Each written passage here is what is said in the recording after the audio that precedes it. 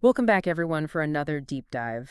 Today we're diving into a single source, a chapter from a separate piece, this classic coming-of-age story. It's by John Knowles. And it follows this really complicated friendship between Gene, he's our narrator, and his best friend Finney. Yes, So enigmatic, right? very much so. Right. And I think what's so interesting about this chapter is that we are really in Gene's head. Mm-hmm. We're seeing the whole story through his eyes and his perspective, Mm-hmm. especially his feelings about Finney. They really color the way we understand what's happening. Yeah, you get that right away. I mean, right from that opening scene at the beach. Oh, absolutely. It does so much more than just set the scene. Like you said, it really gets us into Gene's mindset. Right. And all the details he fixates on, the exact time of the sunrise. It hints at something deeper, don't you think? It really does. It's so different from Finney, Yeah. who's, still sound asleep at this point. Yeah. And Gene. He's hyper-aware, almost obsessive about these details. I mean, he even compares Finney to Lazarus, someone who's resurrected from death. It's a strong image, right? Why do you think that pops into Gene's head at that moment? It's such a good question. There's definitely this, tension. Under the surface, Gene says he doesn't care about academics. Mm-hmm. But you can just sense him making these comparisons between himself Yeah. and Finney. You can totally feel that. Yeah. And then those comparisons, they get even more complicated when you see how naturally athletic Finney is. He just wins at everything without even seeming to try. And for Gene, that starts to feel threatening. Absolutely. Yeah. It's like he sees Finney's success as somehow taking away from his own, Yeah. even though Yeah. they're excelling in completely different areas. Totally. Like it's a zero-sum game. Yeah, exactly. Gene's insecurity is building, and he starts interpreting everything Finney does through this lens of competition. Like he's looking for proof that they are rivals. Exactly. Yeah. Yep. It's like he's creating this rivalry in his head, Exactly. even though it might not even be there. Yeah, it's a classic case of projection. I mean, he is projecting all of his own insecurities and anxieties onto Finney, and he's creating this whole story Yeah. of competition where there might not be one. Yeah, right. And, remember that feeling you get before like a big exam? All the pressure, well, like multiply that by 10. And that's Gene's state of mind, like constantly. Oh, yeah. He's convinced that Finney's carefree attitude is a deliberate attempt to sabotage him. Right. And then we get to this really pivotal scene Mhm. at the tree. This is the one that it changes everything. Gene, he's studying for this French exam, feeling all that familiar pressure.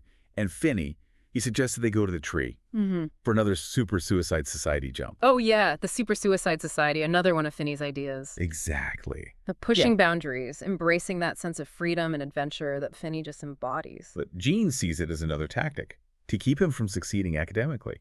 He is so deep in this mindset, this rivalry, he can't see it for what it is, which is just Finney being Finney. Yeah. And then, in this moment of pure impulsivity, Gene jounces the limb of the tree, and Finney falls. Such a shocking moment. It's like you can almost feel Gene's own turmoil Yeah. manifesting in this physical act. It's described as the first clumsy thing Gene has ever seen Finney do. And this incredibly graceful, this athletic boy is suddenly brought down by this seemingly insignificant act. Yeah, and the irony is that just moments before the accident, Finney reveals something so important. He tells Gene he's never been jealous of him. Wow. He actually admired Gene's academic ability. He just thought it came naturally to Gene. Right. He didn't see their differences as something to compete over. Yeah.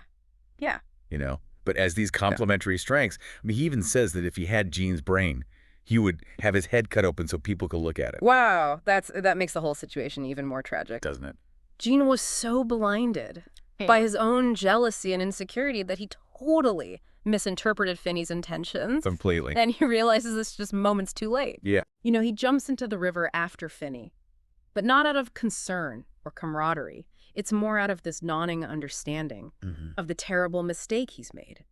And now Gene is facing the consequences. He's caused this horrible accident, and he's finally realizing that his jealousy was totally unfounded. How do you think someone would cope with that kind of guilt? Oh, man, it's a huge burden to carry, in Gene's case.